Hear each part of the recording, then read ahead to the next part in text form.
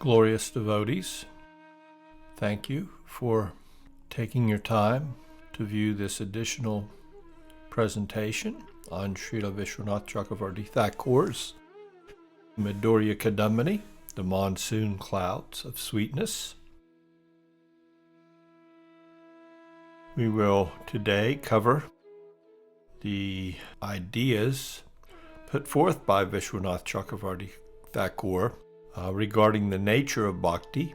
We begin with, can piety contribute to Bhakti? In the Shastras, we sometimes find statements that niskama karma or kamarpana, offering the fruits of one's activities to the Lord, is the door to Bhakti. If one accepts such statements, then the self-manifesting nature of Bhakti is cast into doubt. For that would make it seem as though niskama karma or kamarpana are the cause of Bhakti.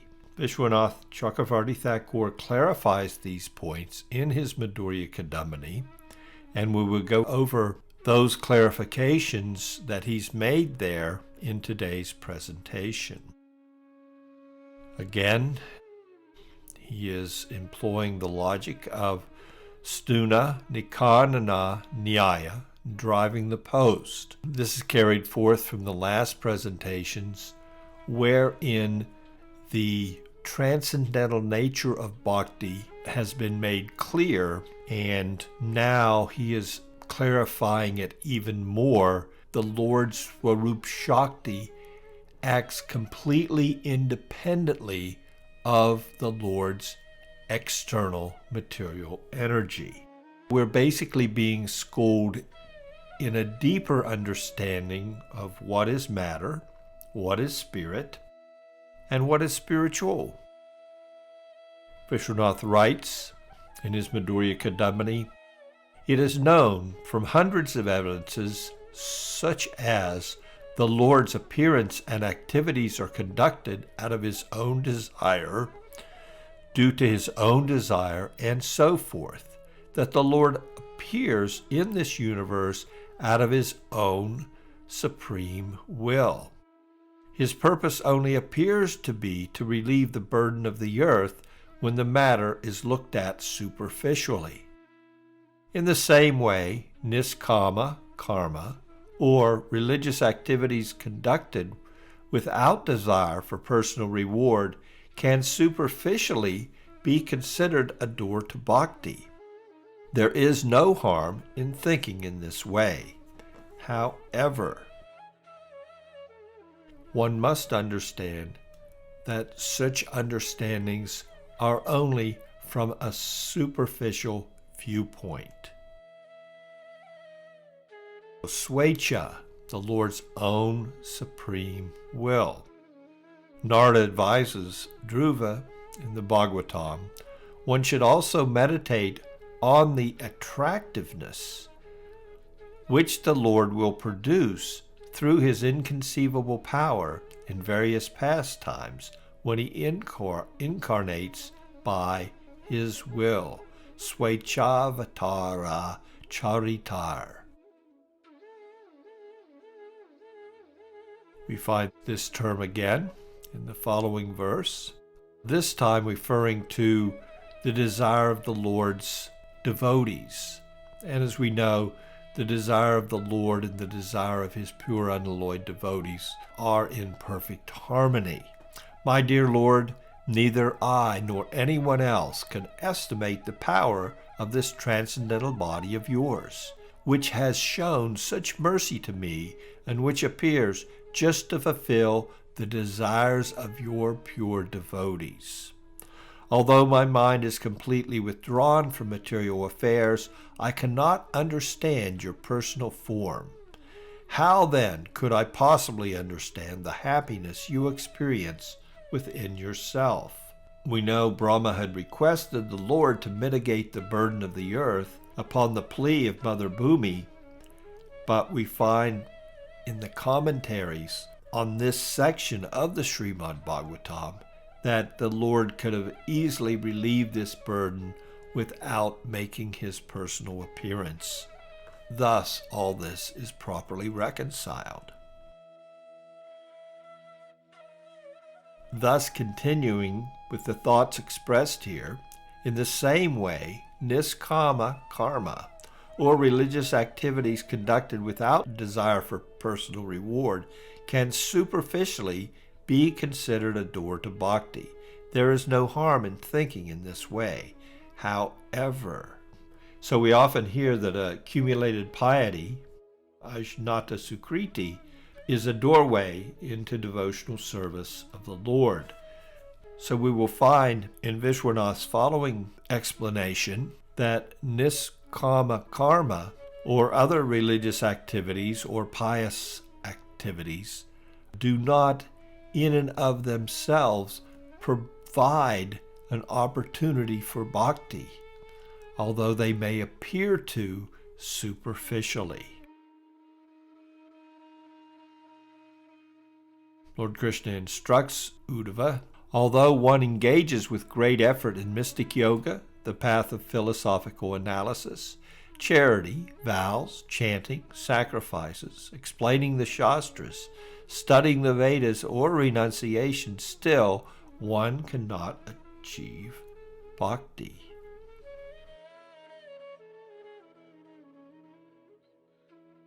Vishwanath continues. Here it is clearly stated that charity, vows, and other pious activities cannot be the cause for attaining bhakti. Nevertheless, the same Bhagavatam also says in another verse, bhakti to the Lord can be attained by various auspicious activities such as charity, vows, austerities, sacrifices, chanting, study of the Vedas, or control of the senses. So now, how do we reconcile these apparently contradictory statements from the Srimad Bhagavatam? Vishwanath will give us interpretations and understandings of this verse in order to make it clear how the Gaudiya tradition looks upon this particular verse. So first, he provides the mode of goodness interpretation. So here, bhakti refers to the practice of devotion in the mode of goodness as an aspect of the cultivation of gnosis, knowledge of spiritual mysteries, also known as jnana, which is quite different from the practice of pure devotion free from the modes of material nature, which is an aspect of divine love. Vishwanath continues with his explanation, pointing out that we also find the following in Lord Kapila's instructions to Devahuti. When a devotee worships the Supreme Personality of Godhead and offers the results of his activities in order to free himself from the inebrities of fruitive activities, his devotion is in the mode of goodness. Vishwanath's making a clear distinction here regarding activities conducted in the mode of goodness under the influence of the Lord's external energy and unalloyed devotion conducted under the influence of the Lord's internal Swarup Shakti.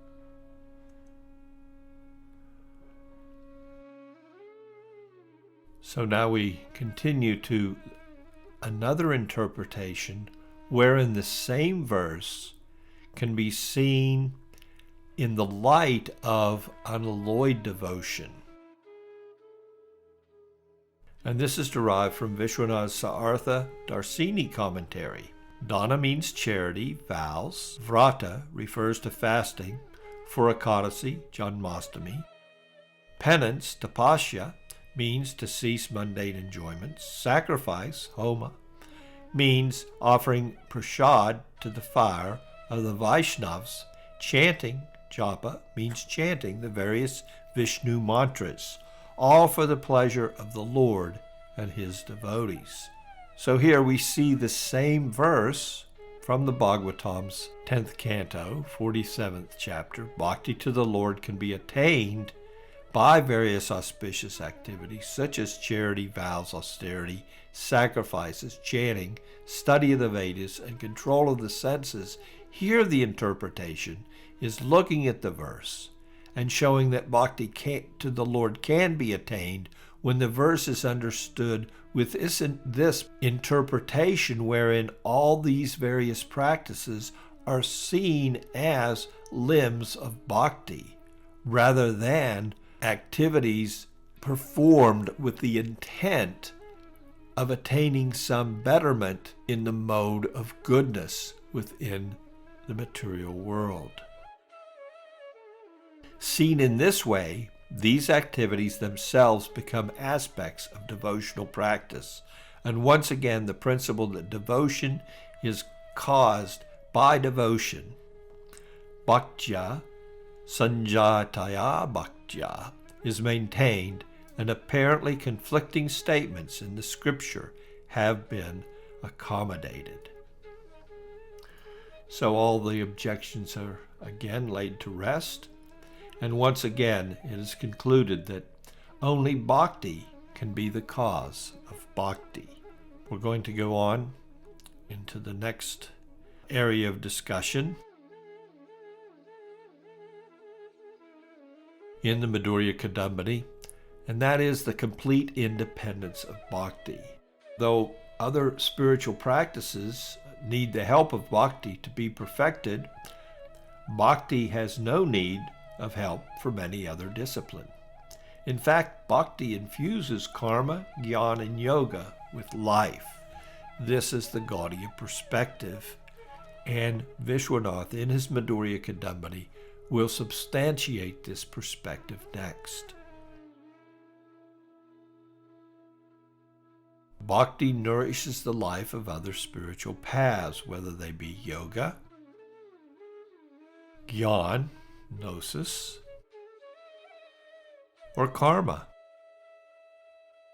attainment of auspiciousness within the world. Visvanatha writes in his Madhurya Kadambini, there are numerous texts in the Bhagavatam that tell that Jhānis, karmis, and yogis each completely depend on bhakti for attaining perfection in their respective paths.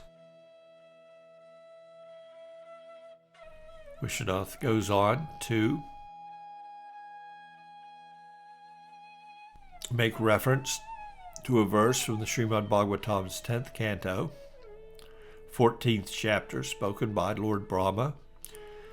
My dear Lord, devotional service unto you is the best path for self-realization. If someone gives up that path and engages in the cultivation of speculative knowledge, he will simply undergo a troublesome process and will not achieve his desired result. As a person who beats an empty husk of wheat cannot get grain, one who simply speculates cannot achieve self-realization. His only gain is trouble. This is a very popular verse. And Visvanatha, in his commentary to the Bhagavad Gita's 18th chapter, 55th verse, his Saartha Varsini commentary, points out that there are 4 kinds of Jhānis, or those that engage in speculative knowledge. So the verse being referenced here is Bhaktyamam abhijananti yavanyas chasmi tatvata tato mam tatvato jnatva visate tad anantaram. It is only through pure devotional service that one can actually comprehend the truth concerning my glories and the nature of my original transcendental form. One who thus understands me as I am enters my eternal pastimes on the strength of praying bhakti. Now we will look at those 4 kinds of Jhānis who engage in speculative knowledge. And the first one is unfortunately highly condemned, and he has no spiritual attainment. Jhānis who cultivate knowledge exclusively seeking liberation, moksha, without taking help from the practice of bhakti fall into this category. These highly condemned jhānis undergo great trouble with nothing but their great troubles and pains as a reward, as exemplified in Srimad Bhagavatam as one who beats an empty husk of wheat but cannot get grain. The verse we just cited earlier. The second kind of jnani, jnanis who cultivate knowledge with a mixture of bhakti. So these jnanis, they believe in the statements of Shastra where it is said that bhakti is necessary for spiritual perfection. However, due to misconceptions regarding the nature of Brahman, they consider the form of the Lord to be material in nature. This offense to the lotus feet of the Lord deprives them of the liberation they desire. These jivan muktas ultimately fall down. Yanye ravindaksha vimuktamaninas tvayasta bhavad avisuddha buddhaya aruya krichena parampadam tata patanchato nadrita yusmad agrayaha. They fall down from their position of imagined superiority. Now it's important that we understand that what's being spoken of here is the jivan mukta. A jivan mukta is one who has attained liberation from the influence of the modes of material nature. However, he still resides within the material world. There's a distinction between the jivan mukta and the videha mukta. The videha mukta is one who has attained Brahma Sayuja, or has merged with the Lord in spiritual perfection. So sometimes there is a misunderstanding that no one can attain perfection through Brahman realization, and this verse is quoted as evidence to that fact. Unfortunately, that is a misconception. Otherwise, we would not find in the Vedic literature continued reference to the 5 kinds of liberation, of which one is Brahma Sayuja, merging into Brahman.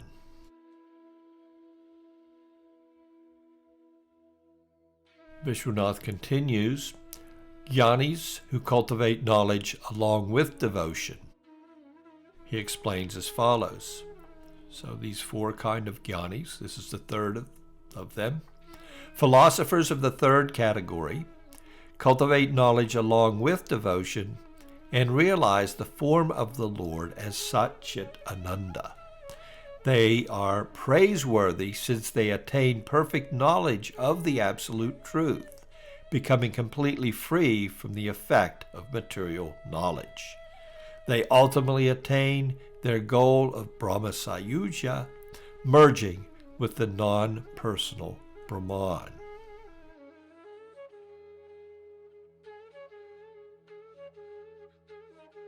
Philosophers of the 4th category are most fortunate because, while cultivating knowledge, they get the association of a great devotee, by whose freely distributed causeless mercy they give up their desire for liberation and relish sweet bhakti ras.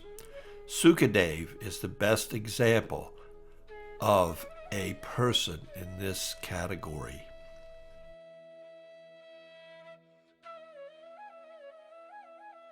So in our next presentation, we will continue with the same topic, wherein Vishwanath will more fully elaborate on the proper understanding from the Gaudiya Vaishnava perspective as to the various practitioners and their relationship with bhakti for perfection and bhakti's complete independence from these respective paths. I want to thank you so much for taking the time to view this presentation on the Gaudiya perspective of revelation.